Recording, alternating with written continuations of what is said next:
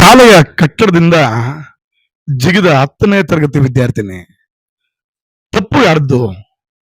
ಸ್ನೇಹಿತರೆ ನಮಸ್ಕಾರ, ಇದು ಚಂದು ಧ್ವನಿ ಪಾಡ್ಕಾಸ್ಟ್. ಇಂದು ಹೇಳಬೇಕಾದ ಕತೆ ಒಂದು ಸುದ್ದಿ ಅಲ್ಲ, ಒಂದು ಮನೆಯ ಕನಸು ಮುರಿದ ಕತೆ. ಬೀದರ್ ಜಿಲ್ಲೆಯ ಬೆಮಳಕೇಡ ಗ್ರಾಮ. ಅಲ್ಲಿ ಓದುತ್ತಿದ್ದ 16 ವರ್ಷದ 10ನೇ ತರಗತಿ ವಿದ್ಯಾರ್ಥಿನಿ.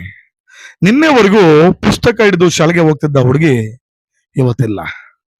ಅವಳು ಶಾಲಾ ಕಟ್ಟಡದಿಂದ ಜಿಗಿದು ತನ್ನ ಜೀವವನ್ನೇ ಮುಗಿಸಿಕೊಂಡಿದ್ದಾಳೆ. ಒಂದು ಕ್ಷಣ ಯೋಚಿಸಿ, 16 ವರ್ಷದ ಹುಡುಗಿ, ಅವಳ ಕನಸುಗಳು ಎಷ್ಟು ದೊಡ್ಡದಿರ್ಬೋದು. ಒಂದ್ ವೇಳೆ ಆಕೆ ಡಾಕ್ಟರ್ ಆಗ್ಬೇಕು ಅಂದ್ಕೊಂಡಿದ್ಲೇನೋ, ಅಥವಾ ಟೀಚರ್ ಆಗ್ಬೇಕು ಅಂದ್ಕೊಂಡಿದ್ಲೇನೋ, ಇಂಜಿನಿಯರ್ ಆಗ್ಬೇಕು ಅಂತ ಅನ್ಕೊಂಡಿದ್ಲೇನೋ, ಇಲ್ಲ ತಂದೆ ತಾಯಿಯನ್ನ ಚೆನ್ನಾಗಿ ನೋಡ್ಕೊಬೇಕು, ಒಳ್ಳೆ ಸರ್ಕಾರಿ ಕೆಲ್ಸಕ್ಕೆ ಸೇರ್ಬೇಕು ಅಂತ ಎಷ್ಟೆಲ್ಲ ಕನಸುಗಳು ಕಂಡಿರ್ಬೋದು. ಆದ್ರೆ ಆ ಹುಡುಗಿ ಏಕೆ ಈ ನಿರ್ಧಾರ ತೆಗೆದುಕೊಂಡ್ಲು? ಮಾಹಿತಿ ಪ್ರಕಾರ ಆ ದಿನ ಸಾಮಾನ್ಯವಾಗಿ ಶಾಲೆ ನಡೀತಿತ್ತು. ವಿದ್ಯಾರ್ಥಿಗಳು ಕ್ಲಾಸ್ನಲ್ಲಿ ಕುಳಿತಿದ್ರು. ಆ ಹುಡುಗಿ ಶಾಲೆಯ ಮೇಲ್ಮಹಡಿಗೆ ಹೋಗಿದ್ದಾಳೆ. ಕೆಲವೇ ಕ್ಷಣಗಳಲ್ಲಿ ಅವಳು ಅಲ್ಲಿಂದ ಕೆಳಗೆ ಜಿಗಿದಿದ್ದಾಳೆ. ಆ ದೃಶ್ಯ ನೋಡಿದ ಮಕ್ಕಳು, ಶಿಕ್ಷಕರು ಎಲ್ಲರೂ ಶಾಕ್ ಆಗಿದ್ದಾರೆ. ತಕ್ಷಣ ಆಸ್ಪತ್ರೆಗೆ ಕರೆದೊಯ್ಯಲು ಪ್ರಯತ್ನ ಮಾಡಿದ್ದಾರೆ, ಆದ್ರೆ ಜೀವ ಉಳಿಲಿಲ್ಲ. ಘಟನೆ ನಂತರ ಬೆಮಳಕೇಡ ಪೊಲೀಸ್ ಠಾಣೆಯ ಪೊಲೀಸರು ಸ್ಥಳಕ್ಕೆ ಭೇಟಿ ನೀಡಿದ್ದಾರೆ. ಶಾಲೆಯಲ್ಲಿದ್ದ ಸಿಸಿಟಿವಿ ದೃಶ್ಯಾವಳಿಗಳನ್ನ ಪರಿಶೀಲಿಸಿದ್ದಾರೆ. ಯಾರಾದ್ರೂ ಒತ್ತಡ ಹಾಕಿದ್ರ, ಅಥವಾ ಯಾರ ಹತ್ರ ಆದ್ರೂ ಜಗಳವಾಯ್ತಾ? ಒಂದ್ ವೇಳೆ ಯಾರಾದ್ರೂ ಕಿರುಕುಳ ಕೊಟ್ಟಿರ್ಬೋದೆ? ಇವೆಲ್ಲ ವಿಚಾರಗಳನ್ನ ಈಗ ಪೊಲೀಸರು ತನಿಖೆ ಮಾಡ್ತಾ ಇದ್ದಾರೆ. ಆದ್ರೆ ನನಗೆ ಒಂದು ಪ್ರಶ್ನೆ ಇದೆ ಸ್ನೇಹಿತರೆ, ನಾವು ಮಕ್ಕಳನ್ನ ಅರ್ಥ ಮಾಡ್ಕೊಳ್ತಿದ್ದಾವ? ಈಗಿನ ಕಾಲಘಟ್ಟದಲ್ಲಿ ಹಣ ಒಂದು ಕೊಟ್ರೆ ಇನ್ನೆಲ್ಲ ಅವರ ಯೋಗಕ್ಷೇಮ ಆಗಿರ್ಬೋದು, ಪ್ರೀತಿ ವಿಶ್ವಾಸ ಆಗಿರ್ಬೋದು, ಎಲ್ಲ ಆಟೋಮೆಟಿಕ್ ಆಗಿ ನಡೆದೋಗುತ್ತಾ? ಆರ್ಟಿಫಿಷಿಯಲ್ ಲೈಫ್ ಆಗ್ಬಿಟ್ಟಿದೆ ಇವತ್ತು. ಸಂಬಂಧಗಳಿಗೆ ಬೆಲೆನೇ ಇಲ್ದಂತಾಗಿದೆ. ಇವತ್ತು ಮಕ್ಕಳು ಶಾಲೆಗೆ ಹೋಗ್ತಾರೆ, ಟ್ಯೂಷನ್ಗೆ ಹೋಗ್ತಾರೆ, ಎಕ್ಸಾಮ್ ಬರೀತಾರೆ, ಇನ್ನೇನೋ ಮಾಡ್ತಾರೆ. ಆದ್ರೆ ಯಾರಾದ್ರೂ ಕೇಳ್ತೀರಾ? ಜೊತೆಲಿ ಕುತ್ಕೊಂಡು ನಿಮ್ಮ ಮಕ್ಕಳನ್ನ ಯಾವತ್ತಾದ್ರೂ ಕೇಳಿದಿರಾ, ನಿನಗೆ ಏನಾದ್ರೂ ಸಮಸ್ಯೆ ಇದೆಯಾ ಮಗು ಅಂತ? ನಮ್ಮ ಸಮಾಜದಲ್ಲಿ 10ನೇ ತರಗತಿ ಒಂದು ಯುದ್ಧದಂತೆ ಮಾಡ್ಬಿಟ್ಟಿದ್ದೇವೆ ನಾವೆಲ್ಲ ಸೇರ್ಕೊಂಡು. 10ನೇ ತರಗತಿ ಅಂದ್ರೆ ಅದೊಂದು ದೊಡ್ಡ ಯುದ್ಧ, 2ನೇ ಮಹಾಯುದ್ಧ ಮಾಡಿ ಬಿಸಾಕಿದ್ದೀವಿ. ಮಕ್ಕಳಿಗೆ ಹೇಳೋದು ಏನ್ ಗೊತ್ತಾ? ಪ್ರೆಷರ್ ಮೇಲೆ ಪ್ರೆಷರ್. 95% ಬರಬೇಕು, 95% ಬರಬೇಕು, ಫಸ್ಟ್ ರ್ಯಾಂಕ್ ಬರಬೇಕು.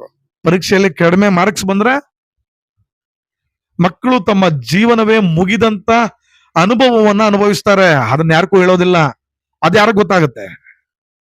ಇನ್ನೊಂದು ಮುಖ್ಯವಾದ ಸತ್ಯ ಏನ್ ಗೊತ್ತಾ? ಕೆಲವೊಮ್ಮೆ ಶಾಲೆಗಳಲ್ಲಿ ಬುಲಿಯಿಂಗ್ ನಡೆಯುತ್ತೆ. ಬುಲಿಯಿಂಗ್ ಅಂದ್ರೆ ಗೊತ್ತಾ? ಅಂದ್ರೆ ಕಾಲು ಎಳಿಯೋದು, ಕಾಮಿಡಿ ಮಾಡೋದು, ಅಪಹಾಸ್ಯ ಮಾಡೋದು, ಈ ರೀತಿ ಯಾರಾದ್ರೂ ಮಕ್ಕಳನ್ನ ಹಾಸ್ಯ ಮಾಡ್ತಾರೆ, ಅಪಮಾನ ಮಾಡುತ್ತಾರೆ, ಅದು ಅವರ ಮನಸ್ಸಿನಲ್ಲಿ ಎಷ್ಟು ದೊಡ್ಡ ಗಾಯ ಮಾಡುತ್ತೆ ಅನ್ನೋದು ನಾವು ಯೋಚಿಸೋದಿಲ್ಲ.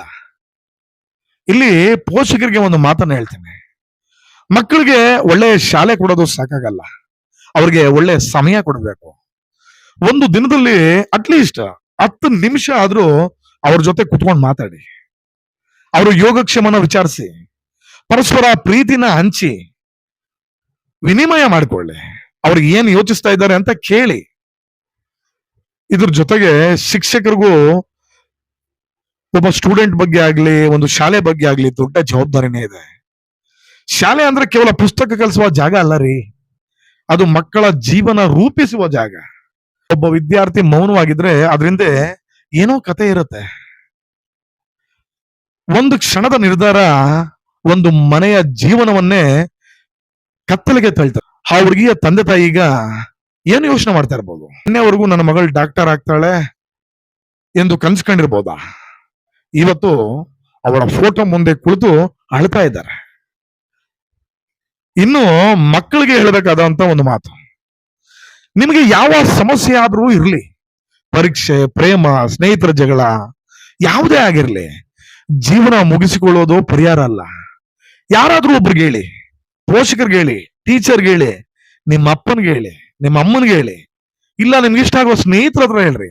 ತಂಗಿ, ಅಕ್ಕ, ಮಾವ, ಸೋದರತೆ, ಸೋದರ ಮಾವ, ಹೀಗೆ ಅನೇಕ ಬಂಧು ಬಳಗಗಳಿದ್ದಾರೆ. ನಿಮಗೆ ಯಾರ ಸ್ನೇಹ ತುಂಬಾ ಹಿತ ಕೊಡುತ್ತೆ ಅವ್ರ ಹತ್ರ ನಿಮ್ಮ ಒಂದು ಮನಸ್ಸಲ್ಲಿರುವಂತ ಸಂಕಟವನ್ನ ಶೇರ್ ಮಾಡ್ಕೊಳ್ಳಿ. ಜೀವನ ತುಂಬಾ ದೊಡ್ಡದು. ಈ ಘಟನೆ ಬಗ್ಗೆ ನಿಮ್ಮ ಅಭಿಪ್ರಾಯ ಏನು? ಸಮಾಜದಲ್ಲಿ ಮಕ್ಕಳ ಮೇಲೆ ಇರುವ ಒತ್ತಡವನ್ನ ಹೇಗೆ ಕಡಿಮೆ ಮಾಡಬಹುದು?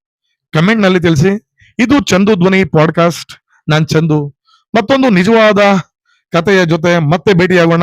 ನಮಸ್ಕಾರ.